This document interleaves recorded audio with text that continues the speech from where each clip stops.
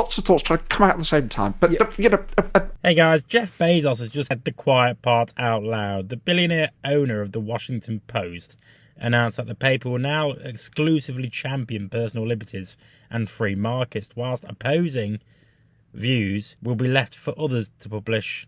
Washington Post owner Jeff Bezos is implementing major changes to the outlet's opinion pages, adjusting what columnists can and cannot write about. Bezos wrote in part on X Wednesday, quote, "We are going to be writing every day in support and defense of two pillars, personal liberties and free markets. We'll cover other topics too, of course, but viewpoints opposing those pillars will be left to be published by others." He goes on to explain the move, saying a big part of America's success has been freedom in the economic realm and everywhere else.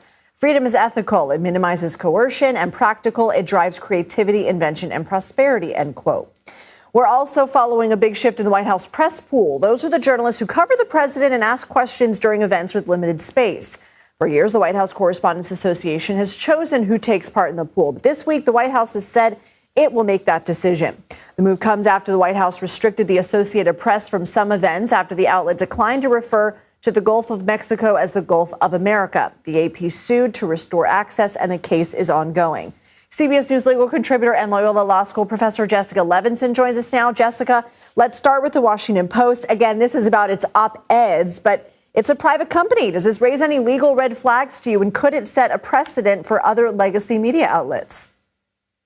So I think the second part of the question is, yes, this could set a precedent because, as goes the Washington Post, could go other outlets in the sense that it could demonstrate that now owners have more control over editorial pages and potentially even over reporting. But that, as you said in the first part of your question, that's not a First Amendment issue because the First Amendment protects us from the government. From government censorship, from the government picking winners and losers. It doesn't protect us from private individuals saying, this is how my outlet is now going to convey the news.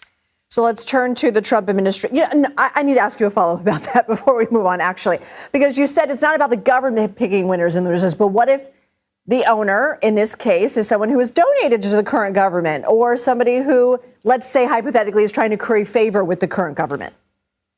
Okay, I love this question, and I'm going to use this in my First Amendment class next week, but the answer is still doesn't make a difference. Until Jeff Bezos becomes a quasi-governmental actor, then he's not part of the government. He's not the part of the government that the First Amendment protects us against. The First Amendment says Congress shall make no law. We understand that that doesn't actually mean Congress. It means every state, every locality, and even government actors like police officers, for In other words, the second richest man on earth has ordered his newspaper to serve as a propaganda machine for his own economic interests.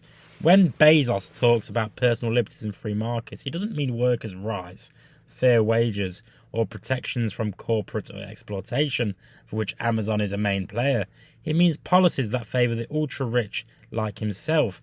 His Amazon empire has thrived on billions in government subsidies, whilst underpaying workers and fighting unionisation. His version of freedom applies only to billionaires, not to those packing boxes in Amazon warehouses. Bezos' move is part of a long tradition of media moguls using their influence to push their own agendas. Russia's Murdoch. Rupert Murdoch's newspapers all backed the Iraq War. Jeff Bezos just scrapped the Washington Post's Democratic endorsement on the same day his aerospace company met with Trump. He's not even hiding it anymore, folks. He bought the Washington Post for power, not journalism. This is just another reminder that democracy isn't truly run by voters. It's run by those with wealth. The corporate press serves the interests of the elite, not the public. And the real question now is, will people see through this, or will they keep believing the illusion that these billionaires care about their freedoms? Let me know what you think in the comments. I've been Jake from Just Jake. As always, subscribe to the channel and feel free to buy me a beer, but not a real one. See you next time.